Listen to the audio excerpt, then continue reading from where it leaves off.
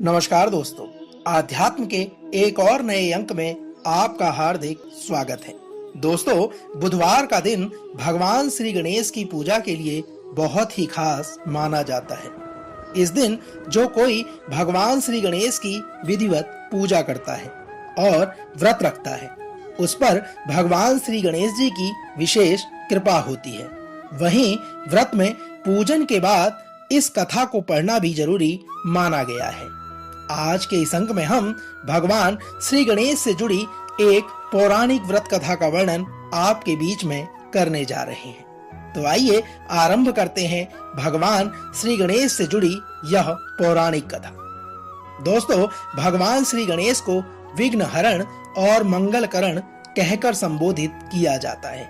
यदि बात करें, ज्योतिष शास्त्र में मान्यता है कि अगर बुधवार के दिन गणेश जी की विधिवत पूजा की जाए और उनका व्रत रखा जाए तो जीवन के सभी कष्ट दूर होते हैं। साथ ही व्यक्ति को सुख, समृद्धि, बुद्धि, ज्ञान, व्यापार, सुख और सुविधा का आशीर्वाद मिलता है। वहीं शास्त्रानुसार में माना जाता है कि जो कोई बुधवार का व्रत करता है उसे श्री गणेश जी की पूजा के बाद यह बुधवार व्रत कथा अवश्य पढ़नी चाहिए। दोस्तों, आइए श्रवण करते हैं बुधवार से जुड़ी व्रत कथा का।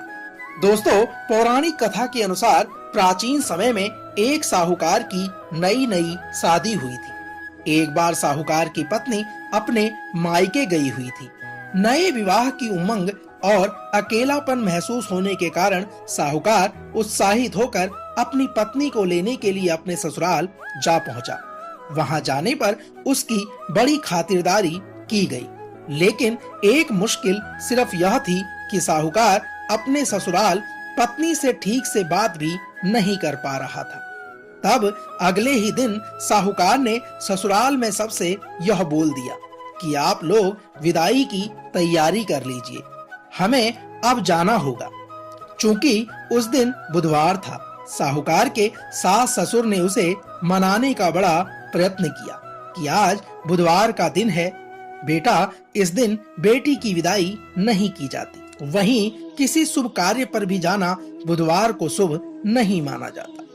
परंतु साहूकार ने किसी की एक ना सुनी और कहा कि मैं इन सब बातों में यकीन नहीं करता, आप लोग हमें विदा कर दीजिए।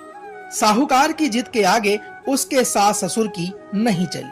तब मन मारकर उन्हें बेटी और दामाद को विदा करने की तैयारी करनी पड़ी। अब विदा होकर जब साहूकार अपनी पत्नी के साथ अपने घर जा रहा था तो रास्ते में उसकी पत्नी को अत्यधिक प्यास लगी। साहूकार अपनी पत्नी के लिए पानी लेकर लौटता है तो इस बात से बड़ा हैरान हो जाता है कि उसकी ही शक्ल का कोई दूसरा आदमी उसकी पत्नी के साथ गाड़ी में बैठा हुआ था। इसके बाद साहूकार की पत्नी भी अपने पति जैसे दो अलग अलग लोगों को देखकर हैरान हो जाती है। उसे समझ में ही नहीं आता कि उसका असली पति कौन सा है। दोस्तों, साहूकार ने गाड़ी में अपनी पत्नी के पास बैठे व्यक्ति से पूछा कि तुम कौन हो? तो उस हमशक्ल ने उत्तर दिया, मैं तो फला नगर का एक साहूकार हूँ और अपनी पत्नी को उसके मायके से लेकर अपने घर जा रहा हूँ। किंतु तुम कौन हो जो मेरा वेश रखकर यहाँ पर आ गए हो? उन दोनों के बीच की यह बहस धीरे धीरे करते झगड़े में बदल गई। झगड़ा बढ़ने पर वहां के सिपाही उधर आ पहुंचे और दोनों साहूकारों को पकड़ लिया। अब सिपाही भी असमंजस में पड़ गए कि दोनों की शक्ल एक जैसी कैसे हो सकती है। तब सिपाही ने साहूकार की पत्नी से पूछा कि क्या तुम बता सकती हो कि तुम्हारा असली पति कौन सा है?